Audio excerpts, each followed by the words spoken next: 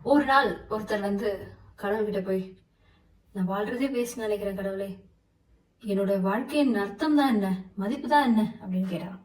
அதுக்கு கடவுள் ஒரு கல் அவர் கையில கொடுத்து, இந்த கல்லின் மதிப்பு நீ தெரிஞ்சுட்டு வா, ஆனா ஒண்ணு, இந்த கல்லை நீ யாருக்கும் விற்க கூடாது அப்படின்னு சொன்னாராம். அப்படியா அப்படின்னு அங்க இருந்து கிளம்புன அந்த ஆளு ஒரு பழக்கடைக்காரர்கிட்ட போறாரு.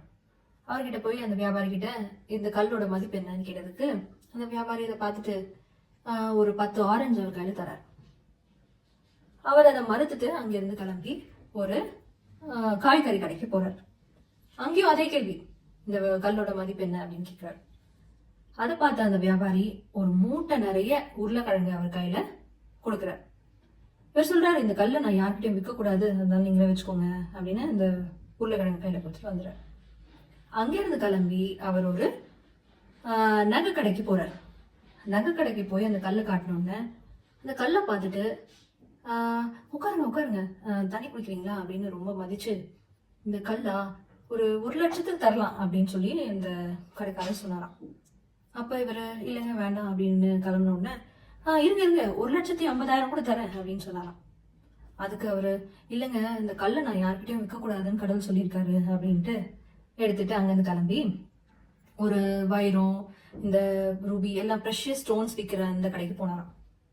அங்க போயிட்டு அதை செக் பண்றதுக்கு கொடுத்தா அவர் அதை பார்த்துட்டு இந்த கடைக்காரரு ஒரு பட்டு துணியை விரிச்சு அதுல வச்சுட்டு இவரை பார்த்து ரொம்ப ஆச்சரியமா கேட்டாரு, அந்த கல் உங்களுக்கு எப்படி கிடைச்சது அப்படின்னு. இல்ல எனக்கு கடவுள் கொடுத்தாரு அப்படின்னாராம்.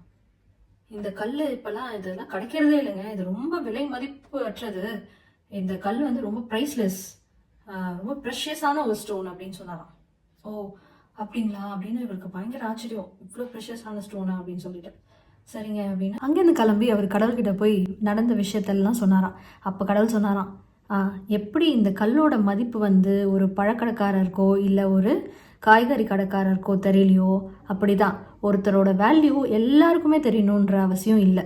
நம்மளோட வேல்யூ நம்ம எங்கே இருக்கோம், யார்கிட்ட இருக்கோன்றதை பொறுத்து இருக்குது. அதே மாதிரி நம்மளோட லைஃப்பில் எப்படி நடந்துக்கிறோன்றதை பொறுத்து தான் நம்மளோட வேல்யூ உயரும் அப்படின்னு கடவுள் சொன்னாராம்.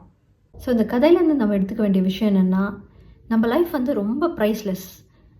ஒவ்வொருத்தரும் ரொம்ப யூனிக், யாரையும் யாராலையும் ரீப்ளேஸே பண்ண முடியாது. ஸோ நம்மளை ஃபஸ்ட் நம்ம ரெஸ்பெக்ட் பண்ண தெரியணும், நம்மளை அண்டர் எஸ்டிமேட்டே பண்ணக்கூடாது.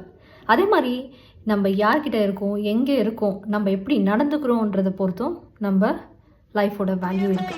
கரெக்டு தானே?